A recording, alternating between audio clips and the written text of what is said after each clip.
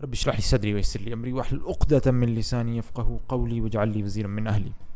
اچھا، ویسے تو یہ قرآن کا ایک فلسفہ ہے کہ دنیاوی جو کامیابیاں ہیں وہ بھی ان کے پیچھے بھی جو ہے وہ یعنی کہ خدا خوفی اور خدا کی اطاعت ہے کہ آپ جتنی خدا کی اطاعت کریں گے اتنی دنیاوی کامیابی ملے گی. لیکن میرا یہ ویڈیو بنانے کا ایک سمجھ لیں بہت بڑا مقصد یہ ہے کہ عوام کے اندر قرآن کے ذریعے اویئرنیس پھیلانا کہ آپ کی جو دنیا جو خدا خوفی ہے، جتنی آپ نیکی سے جڑتے ہیں اور گناہوں کو جتنا چھوڑتے ہیں، اس کا تعلق آپ کی دنیاوی کامیابی سے بھی ہے. کہ ہماری مسلمانوں کی معیشت میں اس لیے کہہ رہا ہوں کہ جو لوگ پیسے کا رونا روتے ہیں، اس کا تعلق آپ کے خدا کے قریب ہونے سے ہے کہ آپ کتنی نیکیاں کرتے ہیں. آپ کیا نمازیں چھوڑتے تو نہیں، کہ آپ سود تو نہیں کھاتے، فحاشی بے حیائی تو نہیں پھیلاتے، عورتیں بغیر پردے کے گھر سے تو نہیں نکلتی. خاص طور پہ جو بے حیائی ہے یہ بہت بڑا مسئلہ ہے کہ عورتیں بغیر پردے کے گھر سے نکلیں.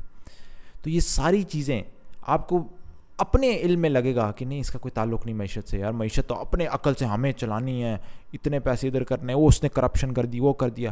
لیکن میں آپ کو دکھانے لگا ٹھیک ہے حکومتوں کی اپنی ذمہ داری ہے، وہ خود اس کے جواب دہ ہیں. وہ جو حرکتیں کر رہے ہیں ان کے پاس طاقت ہے، وہ کیوں نہیں کر رہے. لیکن آپ کی کیا ذمہ داری ہے؟ آپ کیا حکومت آپ کو زبردستی کہتی ہے ننگا ہو کے گھر سے نکلو، یا زبردستی کہتی ہے کہ یہ انٹرنیٹ پہ فوش قسم کی ویڈیو لگاؤ؟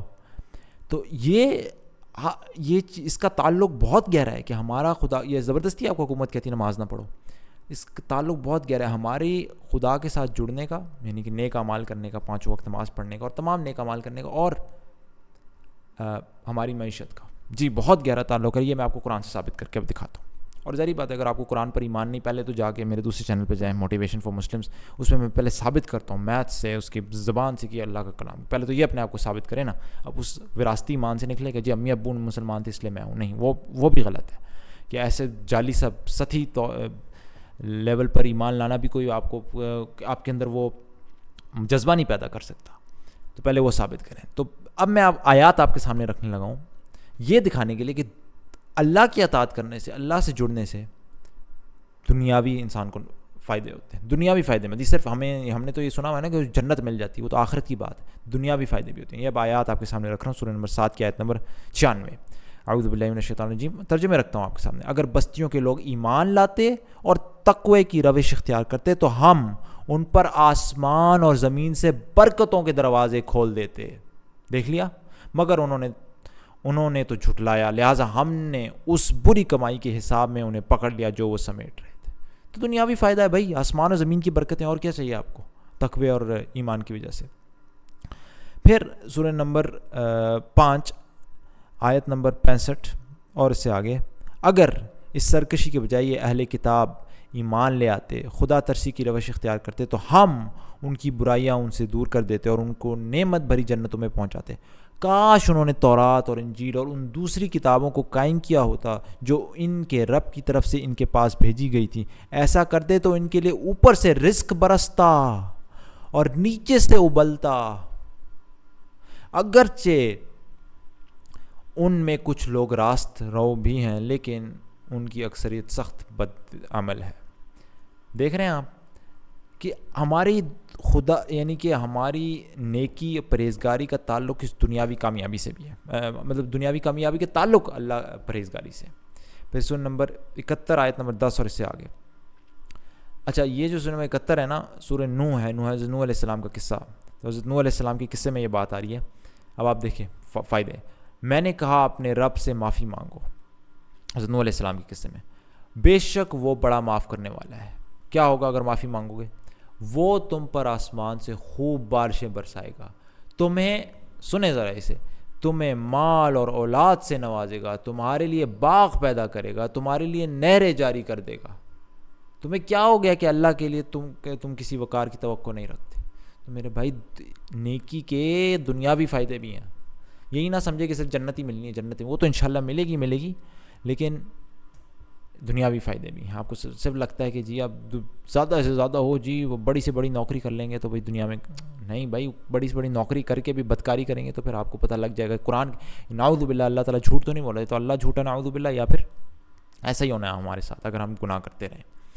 پھر سورہ نمبر 65 آیت نمبر 2 اور 3 اس کا میں ایک چھوٹا سا حصہ پڑھوں گا.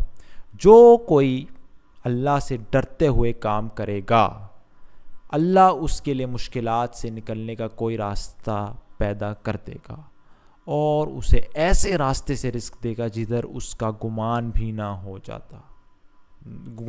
جاتا ہو. سبحان اللہ. جو اللہ پر بھروسہ کرے گا اس کے لیے وہ کافی ہے. اللہ اپنا کام پورا کر کے رہتا ہے. اللہ نے ہر چیز کے لیے ایک تقدیر مقرر کر رکھی. تو دیکھتے چلے جائیں, آپ دیکھیں کس طریقے سے دنیاوی فائدے بھی ہیں. پھر یہ سورہ ہود ہے. سورہ ہود کے بالکل آغاز میں الف لام میم فرمان ہے جس کی آیتیں پختہ اور مفصل ارشاد ہوئی ہیں ایک دانا اور باخبر ہستی کی طرف سے کہ تم بندگی نہ کرو مگر صرف اللہ کی, میں اس کی طرف سے تم کو خبردار کرنے والا بھی ہوں اور بشارت دینے والا بھی, اور یہ کہ تم اپنے رب سے معافی چاہو اور اس کی طرف پلٹ آؤ تو وہ ایک مدت خاص تک تم کو اچھا سامان زندگی دے گا اور ہر صاحب فضل کو اس کا فضل عطا کرے گا. سبحان اللہ. پھر آپ دیکھیں سورۃ ہود ہی کے اندر حضرت ہود علیہ السلام کی کہانی میں, عاد کے قصے میں کیا فرماتے ہیں, اور عاد کی طرف ہم نے ان کے بھائی ہود کو بھیجا, اس نے کہا اے برادران قوم اللہ کی بندگی کرو, تمہارا کوئی خدا اس کے سوا نہیں, تم نے محض جھوٹ گھڑ رکھے ہیں. اے برادران قوم, اس کام پر میں تم سے کوئی اجر نہیں چاہتا, میرا اجر تو اس کے ذمہ ہے جس نے مجھے پیدا کیا ہے, کیا تم عقل سے ذرا کام نہیں لیتے؟ اور اے میری قوم کے لوگوں اپنے رب سے معافی چاہو, پھر اس کی طرف پلٹو, وہ تم پر آسمان کے دہانے کھول دے گا اور تمہاری موجودہ قوت پر مزید قوت کا اضافہ کرے گا. مجرموں کی طرح منہ نہ پھیرو. میں آپ کو یہ دکھا رہا ہوں دنیاوی فائدے ہوتے ہیں پرہیزگاری کے, اور اگر آپ گناہ کریں گے پھر سوچ لیں کیا ہوگا, آپ ان سارے فائدوں سے محروم رہ جائیں گے, کیونکہ اللہ کا کلام سچا ہے, اسی لیے آپ محروم رہ جائیں گے. اور پھر سورہ نمبر 16 آیت نمبر 97, جو شخص بھی نیک عمل کرے گا خواہ وہ مرد ہو یا عورت, بشرطے کہ ہو وہ مومن, اسے ہم دنیا میں پاکیزہ زندگی بسر کرائیں گے اور آخرت میں ایسے لوگوں کو ان کے اجر ان کے بہترین اعمال کے مطابق بخشیں گے. پھر سورۃ نور, اب آپ یہ دیکھیے گا, طاقت اور اقتدار میں آنا ایمان کی وجہ سے. اب آپ یہ دیکھیں سورۃ نور کی آیت نمبر 55, اللہ نے وعدہ فرمایا ہے تم میں سے ان لوگوں کے ساتھ جو ایمان لائیں اور نیک عمل کریں کہ وہ ان کو اسی طرح زمین میں خلیفہ بنائے گا جس طرح ان سے پہلے گزرے ہوئے لوگوں کو بنا چکا ہے, ان کے لیے ان کے اس دین کو مضبوط بنیادوں پر قائم کر دے گا جسے اللہ تعالیٰ نے ان کے حق میں پسند کیا, اور ان کی موجودہ حالت خوف کو امن سے بدل دے گا. بس وہ میری بندگی کریں گے, میرے ساتھ کسی کو شریک نہ کریں گے, اور جو اس کے بعد کفر کرے تو ایسے ہی لوگ فاسق ہیں. اور آخری آیت جو میں آپ کو دکھانے لگا ہوں اس ٹاپک پر کہ پرہیزگاری اور اللہ کا تقوی اختیار کرنا, اس سے دنیاوی فائدے بھی ملتے ہیں, وہ ہے سورہ نمبر 16 کی آیت نمبر 41, جو لوگ ظلم سہنے کے بعد اللہ کی خاطر ہجرت کر گئے ہیں ان کو ہم دنیا ہی میں اچھا ٹھکانہ دیں گے اور آخرت کا اجر تو بہت بڑا ہے, کاش جان لیں وہ مظلوم.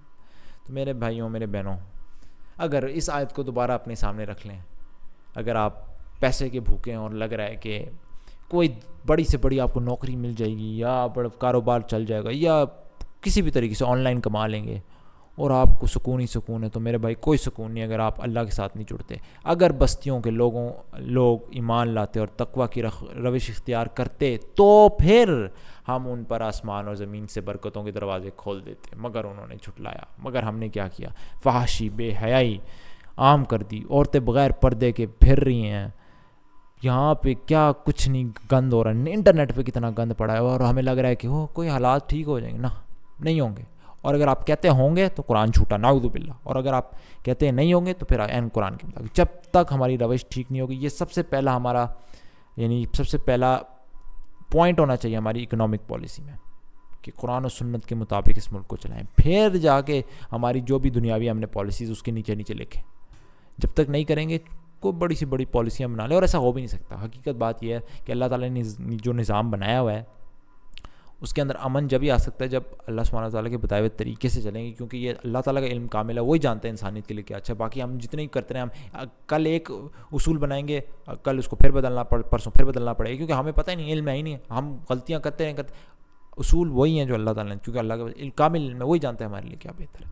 بہرحال یہ میں اویئرنیس پھیلانا چاہ رہا تھا. مجھے پتہ ہے کہ یہاں پہ تو نکل جائیں، پاکستان میں تو نکل جائیں باہر آپ، کچھ جگہوں پہ تو نعوذ باللہ بندہ پتہ نہیں نیچے ہی دیکھ کے چلتا رہے، وہ کبھی اوپر ساری نہ کرے. اتنی فحاشی، اب باہر جانے کی کیا ضرورت، اب تو انٹرنیٹ پہ انٹرنیٹ ہی کھولے تو اپنا موبائل بھی نہیں بندہ سکون سے استعمال کر سکتا.